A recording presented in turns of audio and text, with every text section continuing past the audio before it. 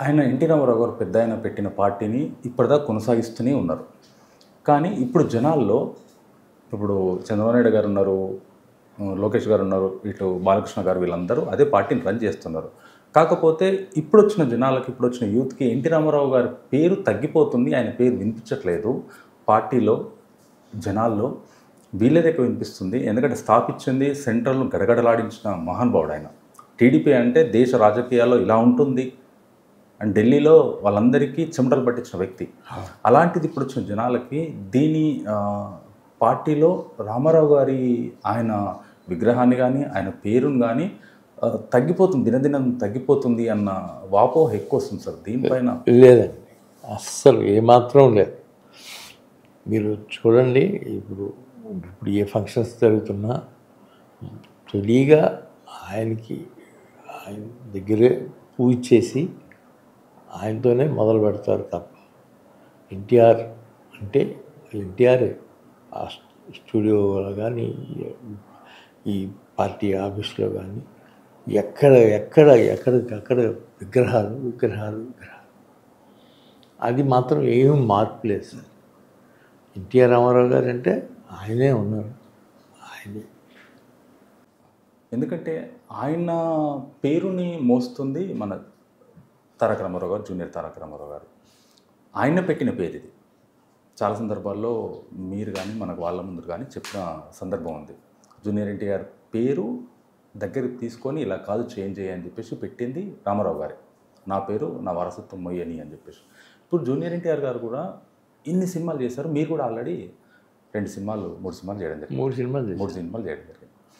ఆయన ధీటుగా ఈ ధీటుగా ఆయన కొన్ని పోలికలు ఆయన ఎందుకంటే దగ్గరుండి అది చూశారు, ఇది ఈయన చూశారు. మీరు ఆయనతో 2 సినిమాలు, ఈయనతో 3 సినిమాలు. అంటే ఇప్పుడు 3 సినిమాలు తీసామండి జూనియర్ ఎన్టీఆర్ గారు. ఎన్టీఆర్. ఆయనకి ఈయనకి ఎక్కడా పోలికే లేదు. ఆయన మనవడుగా మనవడు కొద్దిగా పోలికలు అయ్యే ఉండుంటాయి, పేరు అది పెట్టుకున్నారు తప్ప ఆయన అంటే ఈయనే అనే భావన ఎక్కడన్నా ఉంటే అది తప్పు. ఆయన కొడుకులు ఉన్నారు, ఆయన కొడుకు బాలకృష్ణ ఉన్నాడు, అంత తప్ప ఇతనికి ఓ నటుడు అంతే. నటుడు కానీ సార్ లాస్ట్ ఎలక్షన్స్ ముందు జూనియర్ ఎన్టీఆర్ గారిని ఎలక్షన్ క్యాంపెయిన్కు పిలిచారు, చేశారు, అంత ఉంది. కానీ ఈసారి ఎలక్షన్స్కి కంప్లీట్ జూనియర్ ఎన్టీఆర్ గారు, తారక రామారావు గారు, తారకరత్న గారు వీళ్ళంతా దూరం ఉండడం జరిగింది. ఓన్లీ వీళ్ళ వరకే వెళ్ళడం జరిగింది. అసలు దీనిపైన ఏం జరిగి ఉంటుంది? ఈ ఫ్యామిలీకి దగ్గరుండి చూసిన వ్యక్తులుగా వీళ్ళు ఎందుకు దూరంగా ఉండడం జరిగింది సార్? ఏమో నాకు తెలియదండి. నాకే కాదు, ఎవరికి దీని గురించి పెద్ద డీటెయిల్స్ ఎవరికి ఏమి తెలియవు. అక్కడ ఏమన్నా జరిగినాయి అంటే అది లేదు. ఎన్టీ రామారావు గారు అంటే ఎన్టీ రామారావు, ఆయన అబ్బాయి బాలకృష్ణ ఉన్నారు, రామారావు అల్లుడు గారు ఉన్నారు, అదే జరుగుతున్నాయి తప్ప ఇంకేమీ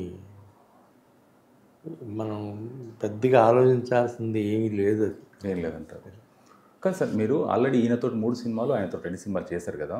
బాలకృష్ణ గారి తర్వాత, ఎన్టీఆర్ గారి తర్వాత బాలకృష్ణ గారి తర్వాత ఇప్పుడున్న వారసత్వం ఎవరైతే జూనియర్ ఎన్టీఆర్ కానీ, కళ్యాణ్ రామ్ గారు కానీ ఇంకా చాలామంది ఎవరైతే ఉన్నారో వీళ్ళందరూ ఉన్నారు.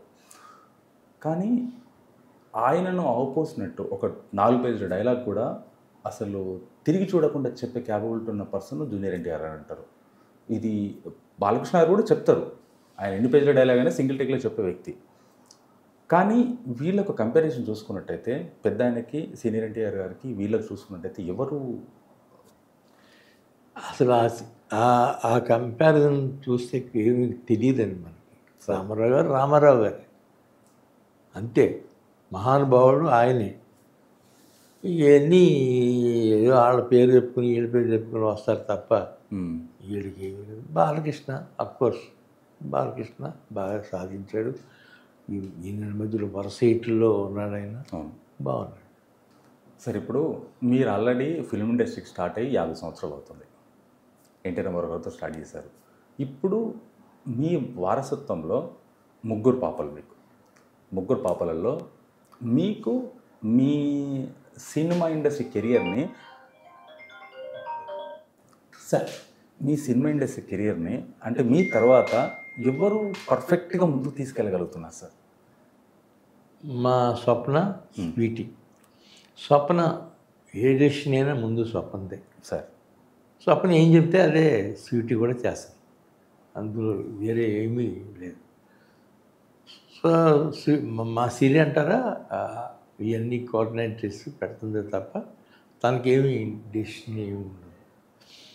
అందుకని Swapna is the right person. Swapna right person. Satya అంటే సినిమాలు సెలెక్ట్ చేయడం విషయంలో, స్క్రిప్ట్ ఫైనలైజ్ చేసుకునే విషయంలో ఎంత బడ్జెట్ వెళ్ళొచ్చు? అన్నీ తనే డెసిషన్ అండి. నాకు చెప్తుంది వచ్చి ఒకసారి, నేను ఇప్పుడు ఈ చేస్తున్నానండి, నెక్స్ట్ ఇది ఒకటి ఉన్నాను బాగుంది, నెక్స్ట్ ఆడు ఒకడు ఉన్నాడు, ఇట్లా చెప్తుంది. దుల్కర్ని కానీ వీళ్ళందరినీ తనే పెట్టింది. అన్నీ మంచి డెసిషన్స్ అనమ్మా అన్నాను. అంత తప్ప నేను ఎదురు చెప్పలేదు, మాట్లాడలేదు. స్టోరీ నేరేషన్ వాళ్ళది అయిపోయిన తర్వాత మీ దగ్గరకు వచ్చి స్టోరీ నేరేషన్ కానీ నాకు ఫుల్ నేరేషన్ ఇస్తారు సార్. ఇస్తే నేను ఓకే చేస్తాను. అందుకు తప్ప ఇందులో నా డౌట్స్ ఏమైనా ఉంటే చెప్తాను, అంతే. ఆ డౌట్స్ అన్నీ క్లారిఫై చేసిన తర్వాత అది మొదలు పెడతాను. సార్ ఇప్పుడు ఈ అసలు జాతిరత్నాల సినిమా దగ్గరికి వచ్చుకున్నట్టయితే, జాతిరత్నాల సినిమా గురించి మీ నోట్ గురించి విన్నాము, ఒకసారి విన్నామని. అసలు సీన్స్ ఉన్నాయి, డైలాగులు, పంచ్ డైలాగ్స్ ఉన్నాయి తప్ప స్టోరీ లేకుండా సినిమా తీశారని చెప్పేసి ఎంతవరకు కరెక్ట్ సార్? అంతేనండి, బహుశా మీ ఉద్దేశం కరెక్ట్ అయి ఉంటుంది. అంత కామెడీ, అంతే, కామెడీ సినిమా కాబట్టి అలా వెళ్ళిపోయింది అది, అంతే. సూపర్ హిట్ డూపర్ కొట్టారు. ఆ స్టోరీ లైన్ లేకుండా జస్ట్ కామెడీ సీన్స్ పెట్టుకొని స్టోరీ చేద్దామంటే మీరు అడ్డు చెప్పే అవకాశం చెప్పారు ఎందుకు ఇలాంటి సినిమాని? లేదు, నేను కూడా అలాంటి సినిమాలు చాలా తీశాను కాబట్టి నేను అసలు ఎప్పుడు చెప్పలేదండి ఎదురు.